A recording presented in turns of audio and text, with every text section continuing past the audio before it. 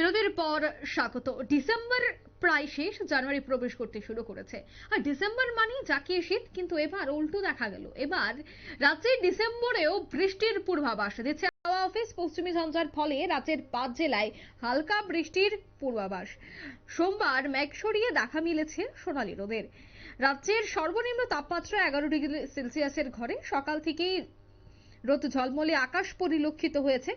তবে আগামী 24 ঘন্টায় কেমন থাকছে আবহাওয়া, অন্যদিকে কোন 5টি জেলায় বৃষ্টির সতর্কতা বা বৃষ্টির পূর্বাভাস রয়েছে, বিস্তারিত জানবো। সুপ্রীতি, কি জানতে পারছো? হাওয়া অফিসের কি বার্তা? দেখো, একেবারেই তাই। তুমি যেমনটা বলছিলে যে ডিসেম্বর মাস চলছে এবং সেখানে ভরা শীত পাওয়ার বদলে লক্ষ্য করা যাচ্ছে বারবার তোমার বৃষ্টির যে ইঙ্গিত এবং বৃষ্টির যে প্রকৃতি। সেই জায়গায় তোমার গত 24 ঘন্টাতেই তোমার দেখা গেছে যে বৃষ্টি হয়েছে রাজ্যের, এবং সেটা খুবই বা হালকা বলা যেতে পারে অতি নিম্ন বৃষ্টিপাত পরিলক্ষিত হয়েছে। তোমার কোথাও 3, আবার কোথাও তোমার 0.2 মিলিমিটারের মতন রয়েছে, এমনটাই তোমার হাওয়া অফিস জানাচ্ছে। বিশেষ করে আমি তোমাকে একটু পূর্বাভাস দিয়ে জানিয়ে রাখবো যে তারই মধ্যে তোমার লক্ষ্য করা গেছে গত আহ এক্ষেত্রে 21 তারিখের কথা বলা হচ্ছে যে 21 তারিখে 5 জেলায় বৃষ্টি হয়েছে, যার মধ্যে তোমার পশ্চিম জেলা ছিল, যার মধ্যে তোমার ছিল সিপাহীজলা জেলা, এছাড়াও তোমার খোয়াই, দুঃখিত, এছাড়াও তোমার গোমতী নর্থ, এবং তোমার সাউথ ত্রিপুরা এবং ধলাই। এই কটা জায়গাতে বৃষ্টি হয়েছে এবং সেটা অতি অতি ক্ষুদ্র বা অতি নিম্ন পরিমাণে, যেটা তোমার 0.3 মিলিমিটার বা কোথাও 0.2 মিলিমিটার পর্যন্ত পরিলক্ষিত হয়েছে। তারই মধ্যে এবার হাওয়া অফিসের আজকের পূর্বাভাস অনুযায়ী তোমার হলুদ সতর্ক বার্তা থাকছে, এবং এই হলুদ সতর্ক বার্তা তোমার দেওয়া হয়েছে আজকে এবং আগামী কালকে, অর্থাৎ তোমার 23 এবং 24 এই দুদিনের জন্য তোমার হলুদ সতর্ক বার্তা, কিন্তু সেটা বৃষ্টির নয়। এই সতর্ক বার্তা দেওয়া হচ্ছে কুয়াশার ক্ষেত্রে। অতি ভারী কুয়াশা পরিলক্ষিত হবে রাজ্যের প্রত্যেকটা জেলাতে, এবং সেক্ষেত্রে দৃশ্যমানতা 50 মিটারের নিচে কমে যাবে। অর্থাৎ তোমার আজ এবং আগামী কাল দুটো দিন, সোম এবং মঙ্গলবারে ভোরের কুয়াশা থাকবে অত্যধিক। 23 এবং 24 ডিসেম্বরের জন্য এই পূর্বাভাস এই মুহূর্তে দিয়ে দেওয়া হলো। তারই সাথে তোমার সর্বোচ্চ এবং সর্বনিম্ন তাপমাত্রার ক্ষেত্রেও খুব একটা হেরফের সেই অর্থে পরিলক্ষিত হবে না।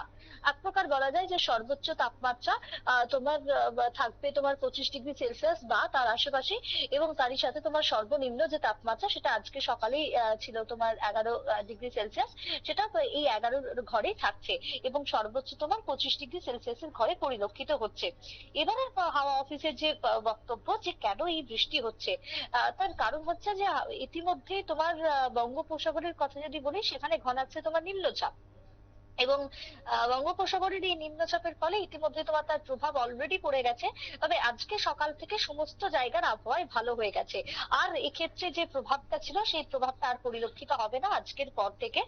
এবং আজকের পর থেকে ফের একবার ঠান্ডা পড়বে, এবং তার সাথে তোমার ঠান্ডার পাশাপাশি তোমার কুয়াশার পরিমাণও বাড়বে। বড়দিনে জাকিয়ে শীত পড়তে পারে, আবার কোথাও কোথাও তুষারপাতের সম্ভাবনা দেখা দিতে পারে। তাই সব মিলিয়ে তোমার আর আপাতত সেক্ষেত্রে ভয় নেই, বৃষ্টির কোনো প্রভাব থাকবে না। পশ্চিমী ঝঞ্ঝার প্রভাবে উত্তরে হাওয়াটা আটকে ছিল, এবং ফের মেঘলা আকাশের সম্ভাবনা কোথাও কোথাও দেখা দিচ্ছে, কিন্তু সামান্য বাড়তে পারে তাপমাত্রা সর্বনিম্ন। যাকে শীতের সম্ভাবনা এই মুহূর্তে সেই অর্থে থাকবে না, হালকা শীত থাকবে বড়দিনেও। সেক্ষেত্রে তোমার ক্রিসমাসের পার্টি যাকে শীতের জন্য পন্ড হওয়ার কোনো সম্ভাবনা নেই।